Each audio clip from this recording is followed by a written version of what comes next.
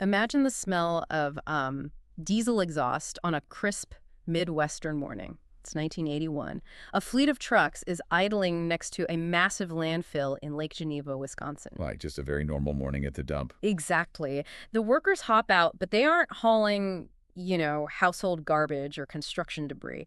They start dragging these heavy boxes to the edge of the pit, ripping them open, and just tossing thousands of freshly printed bright orange books right into the dirt. Oh, wow. Yeah, and then a bulldozer rolls over them, literally grinding the glossy covers into the mud to be pulped, buried, and, well, hopefully forgotten forever. It is such a visceral image, isn't it? I mean, the deliberate, frantic destruction of a finished creative work ordered by the very company that paid to produce it. It's wild. So those books were copies of a tabletop role-playing adventure module called B3, Palace of the Silver Princess, published by TSR, the creators of basic Dungeons and Dragons. A legendary company. Totally. And today we are taking a deep dive into the historical dossiers, retrospective analyses, and archival game materials surrounding this notorious event.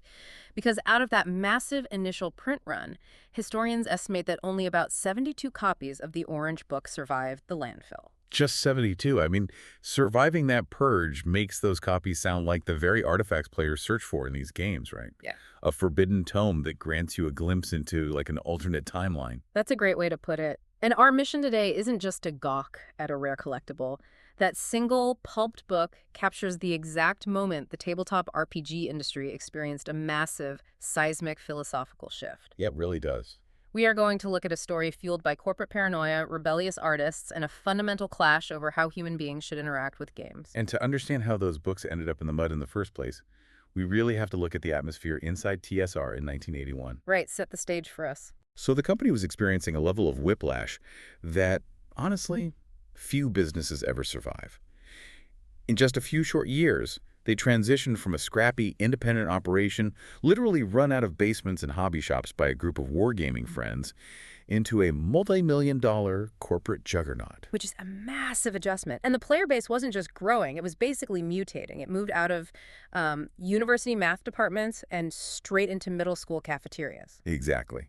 And significantly, by 1979, company co-founder Gary Gygax noted that roughly 10% of their rapidly expanding player base was female. Oh, interesting. Yeah, and that statistic sparked an internal directive. The company realized they needed to diversify their design team to appeal to this growing audience, which at the time was a pretty radical thought for a wargaming company. Right, and this brings a 23-year-old woman named Jean Wells into the picture. Yes, Jean Wells. She was actually studying to be an elementary school art teacher, and she wrote romance novels in her spare time. She had discovered D&D on a college canoe trip and just completely fell in love with it. Which is such a great origin story. It really is. Now, she had absolutely zero formal game design experience, but Gygax hired her specifically to bring a quote-unquote feminine viewpoint to the design bullpen. Right, because Gygax saw her vivid imagination. He recognized that the game needed more than just mathematical combat simulators. It needed real storytelling. Yeah, less spreadsheets, more narrative. Exactly. So he promised to personally mentor her, to teach her the complex underlying mathematics of game design, quote, his way. But the reality of running a booming corporation kind of got in the way. He was just too busy. Way too busy. Yeah. Gygax was completely overwhelmed with finalizing the massive advanced Dungeons & Dragons rulebooks and putting out daily operational fires. So that promised mentorship. It just never happened. That's such a shame. It is. We'll spend her first year doing administrative tasks, editing other people's work, and writing an advice column for the company magazine. But she does finally get her shot, though.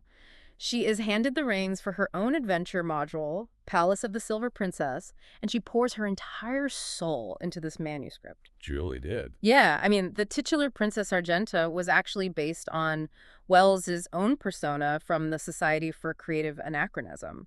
But as she is typing up this highly personal fantasy world, there's this massive cultural storm brewing right outside the company's doors. The Satanic Panic. Exactly. The early 1980s marked the inception of it. And we have to be clear here, we are just looking at the historical record of what was happening at the time. Mainstream media outlets, local news stations, religious groups, they were actively accusing tabletop role-playing games of promoting witchcraft, demonology, and psychological trauma. Yeah, and this narrative was heavily amplified by the sensationalized disappearance of a college student named James Dallas Egbert III in 1979. Right, the steam tunnels story. Exactly. The press erroneously linked his disappearance to playing D&D in the steam tunnels under his university. It was a huge national story. So the executives at TSR, primarily the Bloom brothers and a man named Will Niebling, were watching these news reports and just panicking. They were absolutely terrified of the potential PR fallout. Understandably so, from a business perspective. Right. They desperately wanted a sanitized, strictly family-friendly product line that wouldn't provoke protective parents or, like, congressional hearings. And this external pressure created a massive internal divide at TSR. You had the business executives, quote, uptown, demanding rigid corporate standards, and the creatives, quote, downtown, who still viewed themselves as independent artists pushing boundaries. Which is a classic clash. It really bred a toxic us versus them culture. And that triggers an incredibly misguided management decision. Gygax knows this environment is hostile. He knows the male-dominated editorial team has been highly critical of Wells. So, to protect her and her unique vision, he issues a strict no-edits mandate for her module. A total hands-off order. Yes, he bypasses the entire peer review process, ordering the editors not to alter her language, her mechanics, or her intent. But by trying to build a shield around her, he actually removed her safety net. How so? Well, a game module is a highly technical document. It requires rigorous stress testing by peers to ensure the math works and the instructions are clear. Without that editorial friction, the manuscript went straight to the art department in a very raw state. Ah, and the art department was already treating management with open hostility. Exactly. They felt underpaid, overworked, and treated like third-class citizens by the executives. So they decide to use Wells's unedited manuscript as a canvas for a rebellion. Wells writes a prompt for a new monster called an Ubu. She envisions them as female three-headed giants. But the assigned artist, Errol Onis, takes the prompt and twists it. He really did.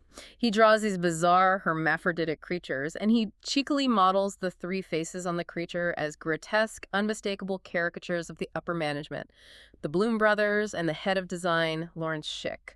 It was blatant insubordination permanently inked onto the page. But the subversion extended beyond just caricature. Right, there was the trap illustration, too. Yeah, another artist, Laura Rosloff, was assigned to illustrate a trap Wells had designed, called the illusion of the Decapus. Now, mechanically, this trap was meant to trick righteous players. It projected an illusion of a damsel in distress to lure heroes in. Makes sense for a fantasy game. Sure, but Rosloff's resulting artwork depicted a woman bound by her own hair to a ceiling beam, surrounded by hideous, demonic-looking men poking at her with swords and tearing at her clothes. Okay, wait. Were the artists actually trying to sneak adult, subversive themes into a game meant for teenagers? Or were the executives just seeing shadows everywhere because of the intense media pressure? Well, it was a disastrous collision of both, really. The caricature of the executives was undeniably intentional mockery by a disgruntled art team. Right, that was on purpose. But the illusion of the Decapus drawing, while undeniably dark and suggestive, was the inevitable result of a complete breakdown in quality control. The artist interpreted a dark psychological trap, and nobody in management reviewed the sketches before they went to the printers. So the orange covers come off the line. The freshly printed books are distributed as complimentary copies to the staff desks. Management finally sits down, opens the book, and the reaction is just apocalyptic. Can only imagine. Executive Will Niebling storms into the art department, screaming at the top of his lungs that they are putting S&M into a children's game. Meanwhile, the downtown creatives had already been jokingly calling the module the phallus of the Silver Princess, convinced the artists had hidden subliminal erotica in the background of the dungeon maps. So the executives ordered an immediate, unprecedented corporate recall. Overnight, the books were physically yanked from the staff's desks, boxed up, and sent straight to that Lake Geneva landfill. So management destroys the orange version, and they bring in a veteran designer named Tom Moldvay to perform emergency surgery. They publish a heavily sanitized, completely overhauled green version. A totally different beast. Yes. And when you pull one of those surviving orange copies out of the dirt and put it next to the rewritten green version, you aren't just looking at two different drafts. You are looking at two entirely different philosophies of play. That's the real core of this deep dive. Because both versions start with the exact same premise, right? Right. You have the Valley of Haven. A group of dwarves unearth a massive glowing ruby called My Lady's Heart and present it to Princess Argenta. Right, and she throws a lavish masquerade ball to celebrate. A mysterious stranger arrives to steal the gem, Chaos erupts. A warrior riding a dragon attacks the palace, and a glowing red force field encapsulates the entire building, freezing it in time. So that setup is where the similarities end, because playing Gene Wells' orange version is like being dropped into a deep, mysterious forest with nothing but a compass. It's very open-ended. Very.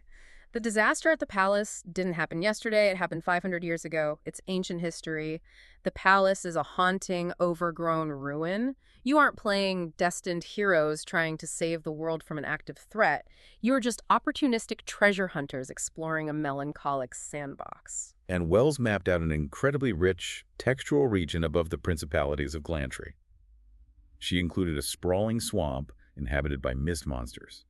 She detailed the city of Galuvia, ruled by Lady Demise, who enforced draconian, bizarre local laws. Like what? Well, for instance, men were legally forbidden from being out after dark unless accompanied by a woman. Oh, wow. That is specific. Yeah, and you interact with dynamic, wandering characters like a traveling tinker and his daughter, simply to gather rumors. And the monsters are totally surreal. Yeah, she created an enemy that is quite literally a sentient floating bubble, creatively named Bubbles. Bubbles, naturally. And those three-headed ubas we mentioned earlier, she wrote that the middle head, named George, was missing an arm.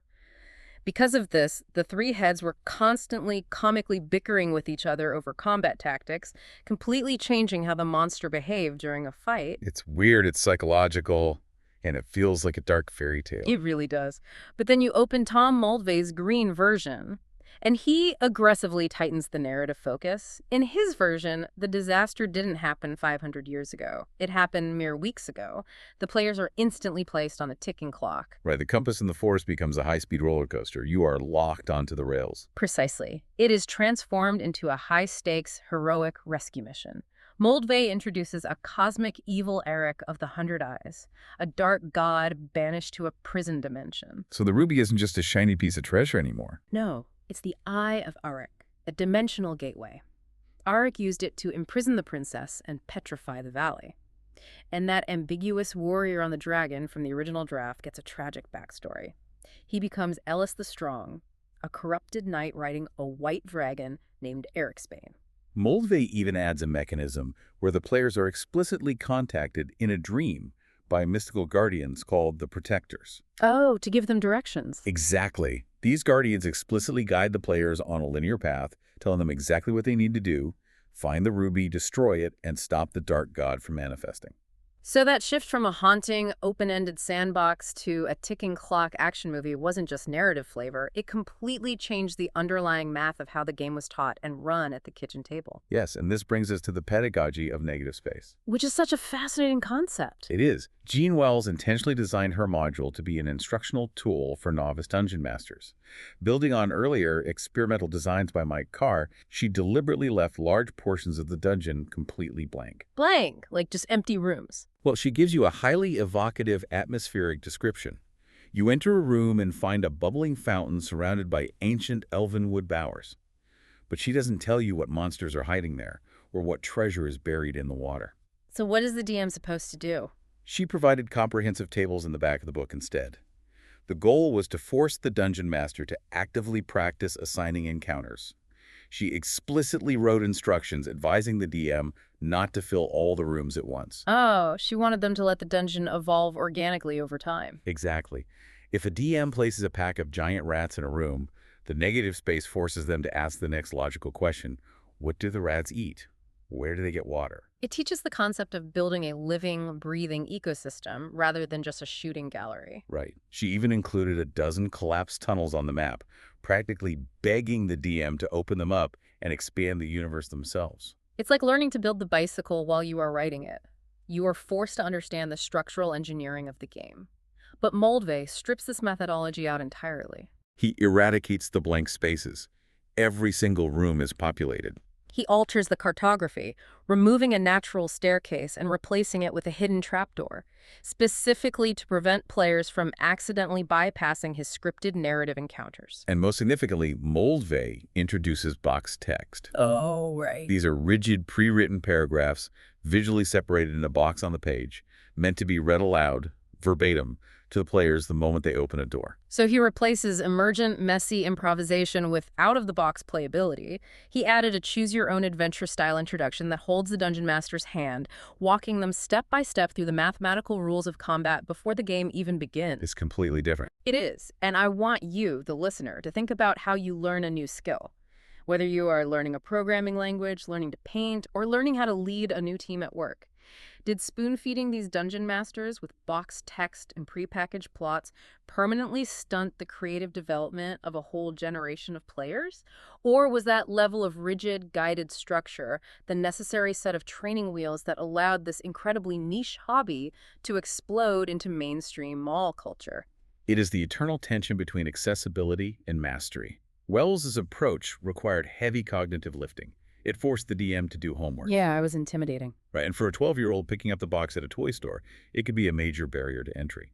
Moldvay's approach proved wildly successful commercially because it lowered that cognitive load. Anyone could pick up the green module, read the box text aloud, and successfully run a cinematic game that exact same afternoon. Exactly.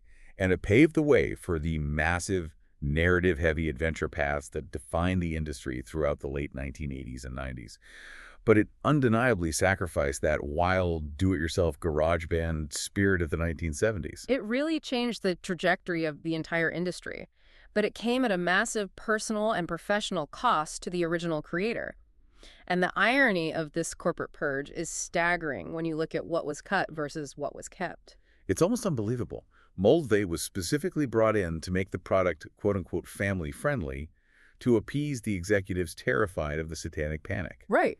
So to do that, he systematically dismantled Wells's mechanics. He removed her quirky monsters. 13 unique creatures were cut entirely, including the Jupiter Bloodsucker and the Archer Bush.